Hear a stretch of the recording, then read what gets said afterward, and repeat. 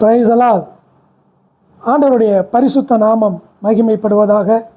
கிறிஸ்துவுக்குள் பிரியமானவர்களே, உங்களுக்கு சமாதானம் என்ற இந்த காணொளி மூலமாக இன்று நாம் தியானிக்க இருக்கிற செய்தி, காலையில் எழுந்தவுடன் ஒரே ஒரு மாத்திரை.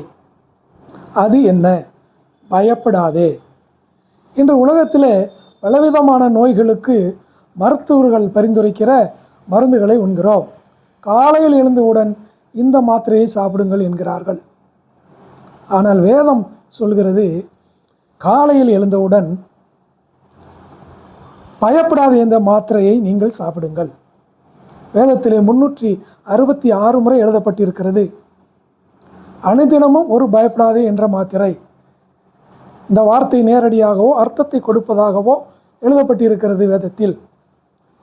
இந்த மாத்திரையை நாம் உட்கொள்ளும் பொழுது, அதாவது காலையிலே அறிக்கை செய்யும் பொழுது, சந்தேகம், கோபம், கவலை, பலவீனம், மீறுதல், இதனால் ஏற்படும் பாவம் என்ற 6 ரோகங்களிலிருந்தும் நாம் விடுபடுகிறோம்.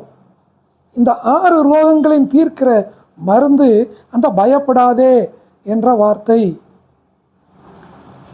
ஆதியாகமம் 3ஆம் அதிகாரத்தில் ஏவாள் சர்ப்பமாகிய சாத்தானினுடைய வஞ்சகத்தில் வீழ்ந்தது இந்த 6 காரணங்களினால்தான்.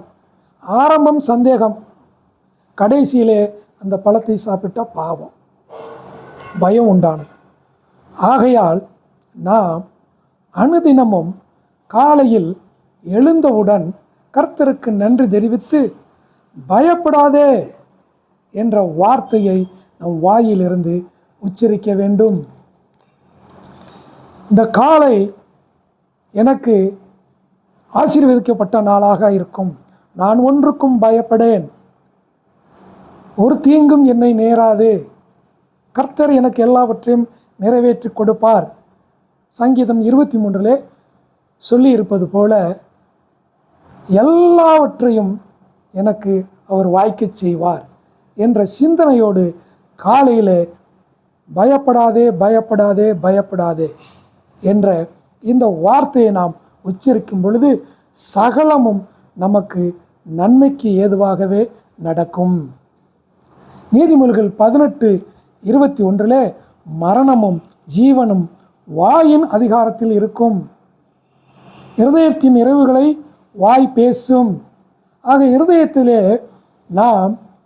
நான் ஒன்றுக்கும் பயப்பட மாட்டேன் என்ற சிந்தனையோடு காலையில் எழுந்து அறிக்கை செய்வோம்.